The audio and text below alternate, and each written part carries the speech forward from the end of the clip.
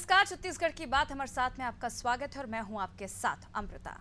आज बात घोषणा पत्र की। छत्तीसगढ़ में भाजपा कांग्रेस अपने घोषणा पत्र को लेकर जनता के बीच पहुंच रहे हैं। भारतीय जनता पार्टी ने जहां जनता के बीच सुझाव पेटी हर विधानसभा क्षेत्र में रखी है, वहीं कांग्रेस ने ईमेल एड्रेस जारी कर दिया है। दोनों पार्टियां का मकसद है कि जनता की राय लेना, जिसे घोषणा पत्र में शामिल किया जाएगा। कहीं ना कहीं दोनों पार्टियां अपने घोषणा पत्र को जनोन्मुख बनाने की कोशिश कर रही है और एक दूसरे पर तंज भी कस रही है।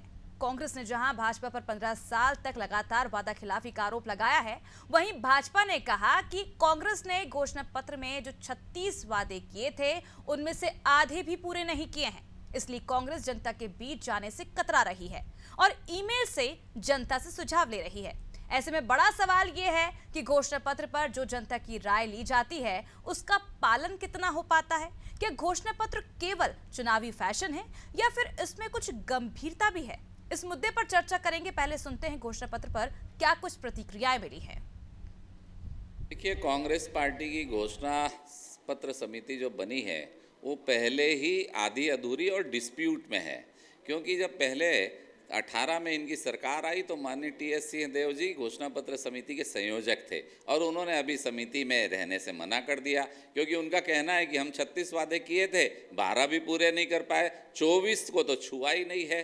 तो निश्चित रूप से ऐसी सरकार जो वादा करके आती है और वादे पूरे नहीं करती, घोषणा करके आती है, घोषणा पूरे नहीं करती, ऐसी समिति का बनना कोई लाभकर नहीं है। ये जनता को लूटने, बहलाने, फुसलाने के लिए बनाया गया है। और मैंने तो सुना है इस बार वो विचार आमंत्रित कर रहे हैं। क्या चाहिए जनता को, वो विचार आमंत्रित कर रहे हैं। जनता के पास जाने की हिम्मत अब उनकी नहीं है, क्योंकि वादे ही पूरे नहीं हुए। जनता क्या करेगी, इसका भय अब कांग्रेस को सताने लगा है। कांग्रेस ने जो 18 में जो घोषणा पत्र बनाया, उसका ही परिणाम है कि भारतीय जनता पार्टी 15 साल की सत्ता के बाद 15 सीट में सिमट गई। और जब सरकार बनने के बाद हमारी सरकार ने घोषणा पत्र में अमल किया, जब प्रदेश के किसानों को कर्ज मुक्त किए, किसानों को धान के 25 रुपये दिए, बिजली बिल हाफ की सुविधा प्रदान की, आदिवासियों की जमीन लौटाया, आंगनबाड़ी कार्यकर्ताओं का मानदेय बढ़ाया, तब प्रदेश हुए 5 विधानसभा के उपचुनाव, नगर निगम के चुनाव, नगर पालिका के चुनाव, जिला पंचायत के चुनाव में भारतीय जनता पार्टी की मुंह की खानी पड़ी और भाजपा का सुपड़ा साफ हो गया। यही वो घोषणा पत्र है जिसे क्रियान्वयन के बाद आज भारतीय जनता पार्टी बस्तर से मुक्त हो चुकी है। बस्तर की जनता ने भाजपा मुक्त कर दिया बस्तर को। तो राजेश मूणत जी को तो कांग्रेस के घोषणा पत्र पर सवाल उठाने के बजाय नरेंद्र मोदी ने कितना घोषणा पत्र का वादा पूरा किया है और रमन सिंह ने कितना वादा पूरा किया था, इसकी जानकारी जनता को बताना चाहिए। और यही हसर रहा तो राजेश मूणत तो क्या, भारतीय जनता पार्टी कोई भी नेता छत्तीसगढ़ में चुनाव नहीं जीतेगा। तो देखिए, छत्तीसगढ़ में अब राजनीति चरम पर है और चुनावी वक्त है और ऐसे में लगातार अब घोषणा पत्र को लेकर दोनों ही पार्टी की तरफ से रणनीति अपनाई जा रही है। बैठकों का दौर शुरू है और तरह तरह के जो मापदंड है वो अपनाए जा रहे हैं कि किस तरह से इस बार घोषणा पत्र जो है वो तैयार की जाए। कोई ईमेल का सहारा ले रहा है तो कोई जनता के बीच पहुंच रहा है। लेकिन सवाल ये है कि जहां एक तरफ कांग्रेस पर बीजेपी आरोप लगा रही है कि जो वादे किए थे, घोषणाएं की थी, उसमें से आधे वादे भी पूरे नहीं हुए हैं, तो वहीं अब दूसरी तरफ अगर देखें तो कांग्रेस जो है वो बीजेपी का पूरा हिसाब लेकर पहुंची थी मीडिया के सामने और ये बोला था कि 31 वादों में से 25 वादे जो हैं वो बीजेपी ने पूरे नहीं किए हैं। अब देखना होगा, जो आरोपों का सिलसिला लगातार छत्तीसगढ़ में जारी है, शुरू है। घोषणा पत्र दोनों ही पार्टी किस तरह से बनाते हैं और जनता को आने वाले वक्त में इस घोषणा पत्र से क्या कुछ फायदा पहुंचता है या जनता इससे कितना मानती है, किस पर विश्वास जताती है, तो आने वाला वक्त ही बताएगा। लेकिन जनता की राय पर कितना अमल किया गया है घोषणा पत्र में, ये हम जानने का प्रयास करेंगे। और इस मुद्दे पर इस वक्त हमारे साथ जुड़े हैं वंदना राजपूत कांग्रेस से, मृणाल चौबे भाजपा से और गंगेश त्रिवेदी जी वरिष्ठ पत्रकार हमारे साथ जुड़ चुके हैं। आप तीनों का बहुत बहुत स्वागत है नादी टीवी में। गंगेश जी, सबसे पहले मैं आपके पास आना चाहूंगी। सबसे पहले मैं आपसे सवाल करना चाहूंगी कि क्या छत्तीसगढ़ की राजनीति सिर्फ मुफ्त के वादे, चुनावी घोषणाओं पर ही टिकी हुई है? नहीं, ऐसी बात नहीं है। मुझे तो लगता है कि कांग्रेस ने अपना जो कांग्रेस का दावा है पिछले घोषणा पत्र का, उन्होंने लगभग अभी उनका दावा कि 31 उन्होंने पूरा कर लिया और काफी संख्या में, जैसे खास तौर पे किसानों से जुड़े हुए जो वादे थे, किसानों का कर्ज माफी का वादा और उसका लगातार पिछले 4 साल से किसानों को एमएसपी जो 25 रुपए की एमएसपी मिल रही है, अभी शायद 26 रुपए कुछ बढ़ा दिया गया। और इसके अलावा मुझे लगता है कि नए घोषणा पत्र में कुछ और बढ़ा के देने की तैयारी है। इसके अलावा मुझे कुछ चीजें और भी घोषणा पत्र के अलावा भी कांग्रेस ने खासतौर पे ग्रामीण अर्थव्यवस्था के लिए काम किया है, जो उनका फोकस था। इसके पहले भाजपा की जब सरकार रही 15 साल, भाजपा ने भी अपने घोषणा पत्र में ज्यादातर चीजों को अमल किया है, ऐसा नहीं कि पूरा एकदम सुपड़ा साफ रहा, लेकिन उनका फोकस था विकास कार्यों को लेकर, इंफ्रास्ट्रक्चर पे फोकस था लगातार 15 साल तक। उन्होंने सड़कें बनाई, बिल्डिंगें बनाई और बहुत सारी सुविधा की चीजें, गार्डन का डेवलपमेंट, इस तरह की चीजें बहुत सारी की है। स्मार्ट सिटी का प्रोजेक्ट, दो प्रोजेक्ट उनके कार्यकाल में काफी स्पीड से चला। तो एक तरह से दोनों ने अपने अपने कार्यकाल में अपना काम करने की पूरी कोशिश की है। और कोई भी पार्टी हो, अपने पूरे घोषणा पत्र 100% कोई भी पार्टी पूरी नहीं कर सकती, और बिल्कुल राकेश जी। कहीं ना कहीं कमी रह जाती है। जी जैसे कांग्रेस की दो बड़ी कमियां हैं, खासतौर पर शराब का मुद्दा है, वो कांग्रेस में भारी पड़ रहा है लगातार, और कुछ एक प्रधानमंत्री आवास योजना में भी देरी वो भारी पड़ रही है। इस तरह कुछ कुछ घोषणाएं हैं जो कांग्रेस पूरा नहीं कर पाई है, और अमूमन तो लगभग पूरे हैं उनके। और इसी तरह भाजपा ने अपने कार्यकाल में कुछ कुछ वादे जो पूरे नहीं कर पाए थे, उसको लेकर कांग्रेस रहती। तो ये पॉलिटिक्स चलने के, कुछ चुनाव का वक्त आ गया है, धुरा कुश्ती तेज होनी ही है। जी बिल्कुल। वंदना जी, मैं आपके पास आना चाहूंगी। साफ तौर पर जिस तरह से आपकी पार्टी ये दावा कर रही है कि घोषणा पत्र के जो वादे हैं वो लगभग पूरे हो चुके हैं, बावजूद इसके भाजपा का आरोप है कि वादे पूरे नहीं किए गए, और अब किस मुंह से जो कांग्रेस है वो जनता के बीच जाएगी? देखिए, भारतीय जनता पार्टी का सिर्फ अब एक काम बच गया है कि आरोप और प्रत्यारोप करना। और रही बात जनता के बीच, किसको पूछ रहे हैं कि अब जनता के पास जाने के लिए इनके पास कोई मुद्दा नहीं है। इन लोग बहुत बड़े गलत फहमी में है। हम तो जनता के पास पिछले 5 साल से जा रहे हैं। हमारे माननीय मुख्यमंत्री भूपेश बघेल 90 विधानसभा में जाकर के भेंट मुलाकात के कार्यक्रम में शामिल होते हैं, प्रत्येक महिलाओं से मिलते हैं, प्रत्येक युवाओं से मिलते हैं, प्रत्येक बच्चों से मिलते हैं, प्रत्येक किसानों से मुलाकात कर रहे हैं। तो इन लोग का जो आरोप है वो बिल्कुल निराधार है। दूसरी बात, आप अगर देखेंगे हमारी जो कांग्रेस की घोषणा पत्र है, 26 में हमने 36 वादा को, हमने 36 में 34 वादा को हमने पूरा किया है। और कुछ जो वादा है उस पर हम भरसक प्रयास कर रहे हैं, क्योंकि 15 साल में भारतीय जनता पार्टी ने, अगर शराबबंदी की बात करेगी मेरी मीनल बहन, तो 15 साल में इन लोग ने छत्तीसगढ़ को इतना गर्त में ढकेलने का काम किया, खाई में ढकेलने का काम किया, तो उससे निकालने के लिए थोड़ा सा समय लगेगा। लेकिन कहा जाता है कोशिश करने वालों की कभी हार नहीं होती।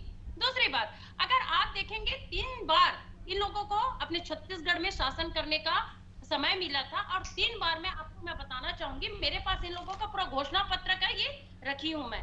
तो इन लोग 31 बिंदु में से कम 25 बिंदु को भी इन लोग घोषणा पत्र में पूरा नहीं कर पाए, जबकि 3-3 कार्यकाल मिला था जो जनता से वादा किया था। पहला वादा क्या था कि प्रत्येक किसान परिवार को 1-1 जर्सी गाय देंगे। कोई किसान परिवार को जर्सी गाय नहीं दिए। प्रत्येक आदिवासी परिवार के 1-1 सदस्य को सरकारी नौकरी देंगे बोले, वो भी नहीं किए। किसानों को बोनस देने की बात हुई थी, वो भी नहीं दिए। तो ये लोग अधिकांश जो घोषणा पत्र में उन लोग अपना वादा जो किए थे वो वादा नहीं निभा पाए, इसीलिए छत्तीसगढ़ की जनता ने उसको, आप देखेंगे कि 15 साल के शासन करने वाले को 15 सीट में उन लोग सिमट के रख गए। और सबसे बड़ी बात, अगर अभी हमारे यहाँ पर काम चल रही है, हम ईमेल के माध्यम से मंगा रहे हैं, अभी हम जनता के पास जाएंगे, लेकिन दूसरी तरफ देखेंगे कि जितना भी काम कर रहे हैं भारतीय जनता पार्टी, वो कांग्रेस की नकल कर रही है। अभी सुझाव वाली पेटी, लेकिन वंदना जी, जिस तरह से आप नकल का जिक्र कर रही हैं, बीजेपी तो ये कह रही है कि हम तो एक कदम आगे चल रहे हैं कांग्रेस से, कांग्रेस हमें फॉलो कर रही है। देखिए, पिछले साल क्या हुआ था, हम लोग सुझाव मांगे, सुझाव जनता के बीच में जाकर के बात किए, वही तो भारतीय जनता पार्टी कर रही है, किसानों की बात कर रही है। अभी आप लोग के माध्यम से मैंने देखा है कि किसानों का समर्थन मूल्य हम इतना बढ़ाएंगे, महिलाओं के लिए ये करेंगे। तो जितना भी इन लोग है, पॉइंट टू पॉइंट आप देखिएगा, पूरे ये लोग कांग्रेस का नकल कर रहे हैं। लेकिन नकल करने से कांग्रेस नहीं बन पाएंगे, क्योंकि 3 साल के कार्यकाल में इन्होंने देखा है, 9 साल के जो मोदी जी का कार्यकाल है उनको महिलाओं ने देखा हुआ। पिछले साल जब 2014 में भी जाते थे तो एक वर्ड बोलते थे महिलाओं के पास, बहुत हुई महंगाई की मार। अब की बार मोदी सरकार, मोदी जी ने 100 दिन में महंगाई कम करने का वादा किया था। तो अब इन लोग कौन से मुंह लेकर के आधी आबादी महिलाओं के पास जाएंगे और बताएंगे कि यूपीए सरकार में जो गैस सिलेंडर बहन 400 रुपए में मिलती थी, अब वही गैस सिलेंडर हमारी सरकार में 1200 रुपए के पार है। जो यूपीए सरकार में बहन, जो आप लोग रहलदार 60 रुपए 65 रुपए प्रति किलो में खरीद कर खाते थे, अब वो 175। लेकिन मैडम, ये तो 9 साल पहले की बात हुई ना, 9 साल में काफी कुछ बदल गया देश में। वही बता, काफी बदल गया है। आज सबसे ज्यादा अगर त्रस्त है महिलाएं, महंगाई से त्रस्त है, तो बहुत परिवर्तन हो गया, इसमें कोई डाउट नहीं है। कथनी और करनी में कितना अंतर हो गया है, ये महिलाएं और छत्तीसगढ़ की जनता बहुत अच्छे से रही है। हमारी सरकार ने जो कहा किसानों का ऋण माफ, बिजली बिल हाफ, समर्थन मूल्य की खरीदी, 65 लघु वनोपज की खरीदी, तेंदुपत्ता के जो मानक बोरा में जो वृद्धि की हम लोग 4000 उस पे काम किए, महिलाओं के स्वास्थ्य के लिए काम किए, महिलाओं के सशक्तिकरण के लिए काम किए, यहाँ तक कि बच्चों को उचित शिक्षा देने के लिए हम अंग्रेजी माध्यम के स्कूल खोलने का काम किए। और सिर्फ अंग्रेजी माध्यम के स्कूल की बात नहीं है, हम यहाँ पर अंग्रेजी माध्यम के महाविद्यालय 10 महाविद्यालय भी खोलने का काम किए, ताकि उचित शिक्षा और अच्छा शिक्षा हमारे गरीब और किसान। चलिए वंदना जी, मीनल जी से भी राय ले लेते हैं।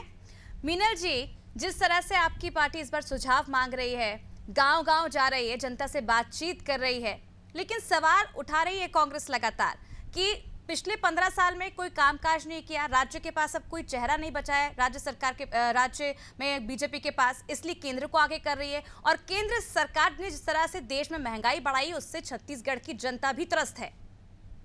देखिए, जनता की मांगों हमने जो घोषणा पत्र में किया, वो हमने उसका वादा का पूरा किया, इसलिए 15 साल छत्तीसगढ़ में भारतीय जनता पार्टी की सरकार रही।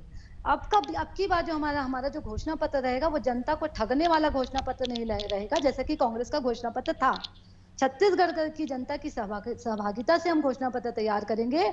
छत्तीसगढ़िया लोगों के मन की बात हम उसमें जानने का प्रयास करेंगे। हमारा जो मीनल जी, जिस तरह से आप कह रही हैं छत्तीसगढ़ की जनता का जो मन की बात है वो जानने का प्रयास करेंगे, क्या 15 साल पहले कम रह गए थे जानने के लिए?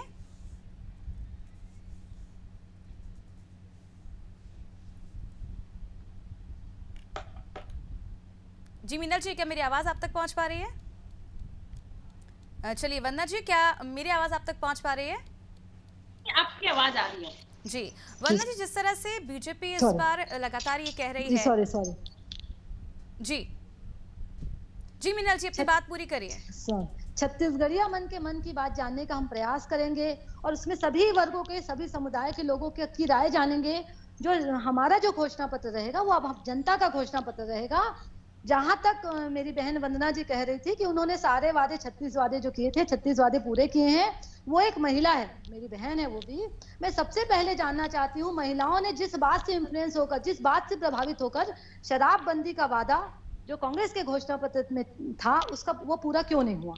हम हिंदुओं की आस्थाओं के साथ कोई खिलवाड़ नहीं करेंगे हमारे घोषणा पत्र में, ना ही हम कोई गंगा जल लेकर कसम खाएंगे। हमारा जो घोषणा पत्र रहेगा, वो प्योर घोषणा पत्र जनता का रहेगा। जनता की बातों को हम सुनेंगे, जनता की बातों का हम उसमें समावेश करेंगे और उसको पूरा करने का प्रयास करेंगे, जैसे अभी तक हमने किया। रही बात, वंदना जी कह रही थी कि हम तो जनता के पास डायरेक्ट जा रहे हैं, सीधे जा रहे हैं। हमारे जनप्रतिनिधि, हमारे प्रतिनिधि हैं, वो गांव-गांव तक जा रहे हैं, लोगों से मिल रहे हैं, उनकी बातें सुन रहे हैं। कांग्रेस जो है वो ईमेल के माध्यम से घोषणा पत्र मंगवा रही है, घोषणा पत्र में सुझाव बुलवा रही है। चलिए मीनल जी, जिस तरह से आपने जिक्र किया कि इस बार आप छत्तीसगढ़ की जनता का मन जानने का प्रयास करेंगे, मेरा सवाल ये है कि क्या 15 साल कम पड़ गए थे इसे जानने के लिए? देखिए, 15 साल छत्तीसगढ़ की जनता के पास भारतीय जनता पार्टी के लोग गए, उनके सुझावों से काम हुआ। जो विकास की गंगा 15 साल में बही है, मैं आपके माध्यम से भी जानना चाहूंगी कि कांग्रेस की राज में कौन सा विकास हुआ। एक भी वो मुझे, मैं राजधानी रायपुर की बात करूं, एक भी वो मुझे इंफ्रास्ट्रक्चर बता दे। जो भारतीय जनता पार्टी की जो सरकार ने जो कार्य किया, उस कार्य को आप मेंटेन भी नहीं कर पाए। आप बड़ी बड़ी बातें करते हो, आप बोलते हो, आपके ही लोग, आप लोग तो झूठ बोलने में भी एक नहीं रहते। आपके ही उप मुख्यमंत्री कहते हैं कि हमने 12 जो घोषणाएं जो की थी उसको पूरा कर दिया। आपके संगठन के लोग, मेरी बहन वंदना जी कहती है कि हमने 36 में से 34 वादे पूरे कर दिए। मैं उनसे सुनना चाहूंगी कि कौन से 34 वादे ऐसे उन्होंने पूरे कर दिए। वंदना जी, जवाब दीजिए, आप कुछ कहना भी चाह रही थी। सवाल ये है कि आप ही के पार्टी के वरिष्ठ नेता, जो अब डिप्टी सीएम भी हैं, उन्होंने ही घोषणा पत्र समिति से हाथ पीछे कर ली। उन्होंने कहा कि हमारी पार्टी ने इतने वादे पूरे नहीं किए हैं, उससे नाराजगी उन्होंने व्यक्त की थी। देखिए, टीएस बाबा के नाम से अगर इन लोग राजनीति कर रहे हैं, तो इन लोग की राजनीति जो है हमारे बिल्कुल पास हमारी राजनीति, हम लोग किसी के नाम से राजनीति नहीं करेंगे। हम किसी की बात कर रही थी, तो छत्तीसगढ़िया वाद का जो हमने भूपेश बघेल के सरकार ने किया है, वो सबसे बड़ी जीत है। 15 साल कभी इन लोग को छत्तीसगढ़िया के याद नहीं आया था, सब बाहरियों को इन लोग इम्पोर्टेंस देते। छत्तीसगढ़ियों के नाम से राजनीति नहीं करते, छत्तीसगढ़ियों के नाम से हम राजनीति नहीं करते। 15 साल हमने प्रदेश में विकास किया है। विकास, ये लफासी बातें, हवाई बातें, जुमलेबाजी, ये हमारी सरकार नहीं करती, ना हमारे नेता करते। शराबबंदी का वादा किए, घर घर में आप शराब पहुंचाए, महिलाओं की आस्थाओं के साथ आपने खेल किया। लेकिन मीनल जी, वादा तो रमन सिंह ने भी किया था आखिरी बैठक में। उन्होंने कहा था कि चाहे मेरी सरकार चली जाए लेकिन शराबबंदी में करके रहूंगा। आप मुझे दिखा दीजिए, अगर भारतीय जनता पार्टी के घोषणा पत्र में शराबबंदी का वादा होता तो हम घोषणा पत्र में वादा नहीं किया था, लेकिन उन्होंने ये कहा था। बिल्कुल सही कह रहे हैं आप, हम शराबबंदी की ओर शनय शनय बढ़ रहे थे, पर हमने झूठ नहीं बोला, हमने जनता की भावनाओं के साथ खेला नहीं, हमने महिलाओं की भावनाओं के साथ खेला नहीं। आपने शराबबंदी का वादा किया, आप घर घर तक शराब पहुंचाए, आप हमारी बहनों के जीवन को नरक में डाल दिए। जो बहनें आप पर विश्वास करके कि शराबबंदी प्रमुख मुद्दा है, कांग्रेस की सरकार अगर आएगी तो शराबबंदी करेंगे, कहाँ गई शराबबंदी? आपने महिलाओं से कहा था कि हर महिलाओं को 4 गैस सिलेंडर मुफ्त में देंगे। वंदना जी मुझे बताए कहाँ गया वो वादा? 4 गैस सिलेंडर क्या आपने उन्हें मुफ्त में दिया है? मैं वंदना जी से पूछना चाहूंगी, आपने कहा था कि महतारी सम्मान योजना शुरू करेंगे, कहाँ गया महतारी सम्मान योजना? आपने कहा था कि कॉलेज के बच्चों को हम मुफ्त परिवहन योजना देंगे। मीनल जी, उन्हें भी बोलने का मौका दीजिए, आपकी बात बाहर तक नहीं जा पाएगी, जनता नहीं समझ पाएगी। उन्हें भी बोलने का मौका दीजिए, उन्हें भी अपनी बात रखने का मौका दीजिए। जी वंदना जी, अपनी बात पूरी करिए। बोल रही हूँ बहन यहाँ पर कि अगर कांग्रेस के ऊपर उंगली उठाने से पहले पहले अपने गिरेबान पर झांक कर देख लिए, इन लोगों की आंखों की शर्म की पानी ये खत्म हो चुकी है। शराबबंदी की बात करते हैं, कौन सी नैतिकता से शराबबंदी की बात करते हैं? 15 साल इनकी सरकार थी, शराब नीति में परिवर्तन करके डॉक्टर रमन सिंह शराब बेचते हैं, और जब इनकी सरकार चली गई, जब 5 उंगली घी से निकल गया, तब महिला नेत्रियों को शराबबंदी की याद आती है। लेकिन हमने जो कमिटमेंट किया है, हम भरसक प्रयास कर रहे हैं, जन जागरूकता अभियान चला रहे हैं, और कोशिश करने वाले की कभी हार नहीं होती। लेकिन वंदना जी, सबसे महत्वपूर्ण होती है स्वास्थ्य व्यवस्थाएं प्रदेश की। स्वास्थ्य व्यवस्थाओं को लेकर लगातार बीजेपी सवाल कर रही है। ये भी कहा जा रहा है टीएस सिंहदेव जी बाहर गए थे, विदेश गए थे, उसके बावजूद भी स्वास्थ्य सुविधाएं जो है वो बेहतर नहीं हो पाई। देखिए अमृता जी, अगर स्वास्थ्य सुविधाओं की बात करते हैं तो छत्तीसगढ़ में भारतीय जनता पार्टी के समय कुपोषण की दर कितनी थी और अभी कितनी हो गई है, आप कंपेयर करके देखिए। अगर हम बोलते हैं मातृत्व मृत्यु दर में आप कंपेयर करके देख लीजिए। यहाँ तक कि हम महिलाओं के लिए आप देखेंगे एक स्पेशल जो स्वास्थ्य योजना चला रहे हैं, दाई दीदी क्लिनिक योजना, उस योजना में सिर्फ और सिर्फ महिला स्टाफ रहती हैं, क्योंकि बहुत जगह में ऐसा होता है कि महिलाओं को कुछ प्रॉब्लम रहता है और खुल करके वो नहीं बोल पाती, तो पूरी स्टाफ घर घर जा करके दाई दीदी क्लिनिक योजना में उन लोग चेक करते हैं, और ये बहुत ही अच्छी योजना है। अगर हम गांव की बात करते हैं तो गांव में हाट बाजार क्लिनिक योजना की प्रारंभ किए हैं। हम गरीब और मजदूर लोग को धनवंतरी जो मेडिकल योजना के माध्यम से हम सस्ती दवाई देने का काम कर रहे हैं। इनकी सरकार तो लूटने का काम किया था, और हमारी जो सरकार है जनता को राहत देने की काम कर रही है। चिट फंड कंपनी में कितने पैसे डूबे थे, इनकी सरकार ने कोई प्रयास किए नहीं किए, बल्कि इनके जो सरकार के मंत्री थे उन लोग इन्वॉल्व थे, लेकिन हमारी सरकार ने। लेकिन वंदना जी, बीजेपी तो ये भी कह रही है डेंगू के मरीज लगातार बढ़ रहे हैं और अस्पतालों में बेड तक नहीं, अच्छी सुविधाएं तक नहीं हो पा रही है, डॉक्टर्स की कमी है। अमृता जी, मैं ये मानती हूँ कि इस समय में डेंगू का जो मरीज है उनमें अगर थोड़ा बहुत वृद्धि हुआ है, लेकिन आप हॉस्पिटल में जा करके देख लीजिए, बराबर चिकित्सा व्यवस्था मिल रहा है, बराबर दवाई मिल रहा है, और प्रॉपर उनकी देख रेख की जा रही है। डेंगू की मरीज आ रहे हैं, लेकिन उनकी सुविधाओं को ध्यान में रखा जा रहा है। रमन सिंह के कार्यकाल में अगर डेंगू की मरीज कोई अस्पताल में जाते थे तो उनको बेड नहीं मिलता था, बिस्तर नहीं मिलता था, वहाँ पर डॉक्टर एक बार वंदना जी थोड़ी धरातल पर आके देखिए, डेंगू किस तरीके से फैल रहा है, उसका क्या बचाव के उसके द्वारा उपाय हो रहे हैं। नगर निगम में उनकी सरकार है, शहर के। चलिए मीनल जी, अब आप मुझे बता दीजिए कि इस बार आप क्या कुछ मुद्दे लेकर जनता के बीच में जाएंगी और क्या कुछ घोषणा पत्र में शामिल किए जाएंगे? भारतीय जनता पार्टी का कोई मुद्दा नहीं रहेगा, जो भी मुद्दा रहेगा वो जनता का मुद्दा रहेगा। ऐसे झोंकेबाजी, स्टंटबाजी, झूठ बोलने वाला कोई भी चीज हमारे घोषणा पत्र में नहीं रहेगा। जैसे कि वंदना जी बता रही है, शराबबंदी का वादा शनै शनै आप कर रहे हो, अब आपकी सरकार जाने वाली है। प्रदेश की जनता जान चुकी है कि कांग्रेस की सरकार, कांग्रेस के जो लोग हैं, कांग्रेस की जो सरकार। चलिए मीना जी, शराबबंदी का वादा आप बार बार उठा रही है कि कांग्रेस ने शराबबंदी का वादा किया था, गंगा जल में हाथ रख के किया था, उसके बावजूद भी वादा पूरा नहीं किया। क्या आपकी इस बार सरकार आप जब घोषणा पत्र जारी करेंगे तो क्या इसमें शराबबंदी का मुद्दा रहेगा? क्या घोषणा पत्र में ये वादा किया जाएगा जनता से? हम जनता के पास जा रहे हैं, जनता के जो भी सुझाव हमको प्राप्त होंगे, चाहे महिला बहनों के हो चाहे पुरुष वर्ग का हो, उनके सुझावों पर अमल किया जाएगा। ऐसे हवाई बोलने के लिए, जनता से झूठ बोलने के लिए हम कोई भी वादा नहीं करेंगे। आप हमारी पार्टी पर विश्वास रखिए, जो भी हमारा घोषणा पत्र होगा वो 100% पूरा होगा, वो जनता का घोषणा पत्र होगा। झूठे वादे नहीं होंगे, हिंदुओं की भावनाओं के साथ खिलवाड़ नहीं होगा, ना कोई हम गंगा जल हाथ में लेकर कसम खाएंगे। जो कहेंगे वो पूरा करेंगे। जैसे 15 साल तक हमारी सरकार सत्ता में रही है, सिर्फ विकास के विकास। वंदना जी विकास की बातों पर क्यों चुप हो जाती है? एक भी वो अपना विकास कार्य बता दे। स्वास्थ्य की बात कर रही है, स्वास्थ्य मंत्री को तो आप लोग भाव ही नहीं देते। आपका स्वास्थ्य मंत्री काम कैसे करे? स्वास्थ्य मंत्री की कानून व्यवस्था पूरी तरीके चलिए, से भंग पड़ी है। समय की कमी हमारे पास। वंदना जी, मीनल जी, समय की कमी हमारे पास। गंगेश जी, आपसे एक सवाल, जिस तरह से आपने पूरी चर्चा सुनी होगी, क्या लगता है आपको इस बार घोषणा पत्र जो जारी किया जाएगा दोनों ही पार्टियों की ओर से, क्या इन्हें क्या कुछ सुझाव उसमें शामिल करने की जरूरत है ताकि जनता के हित में काम हो सके, आरोप प्रत्यारोप अलग रहे और जनता के जो हित है वो सर्वोपरि रहे? निश्चित तौर पर भाजपा ने इस बार जो कदम उठाया, पिछली बार वही उसी कदम पे कांग्रेस चली थी। एक अच्छी परंपरा है कि बंद कमरे से निकल के लोग जनता के बीच जा रहे हैं और जनता की आकांक्षाओं को पूछ रहे हैं और उनसे समझने का प्रयास कर रहे हैं कि उनकी जरूरत क्या है। पिछली बार देखिए, कांग्रेस ने इतना सब कुछ करके भी शराबबंदी के मामले में चूक की। मैं ये मानता हूँ कि दोनों पार्टी नहीं, सारी पार्टी को स्वीकार कर लेना चाहिए। छत्तीसगढ़ में शराबबंदी इतनी आसानी से नहीं हो सकती। शराबबंदी के बजाय नशाबंदी की तरफ जाना चाहिए। और खाली छत्तीसगढ़ की बात नहीं है, देश में जहां जहां ये प्रयोग हुआ है, चाहे गुजरात की बात हो, बिहार की बात हो, वहां पे पूरी तरह से बंदी नहीं हो पाए।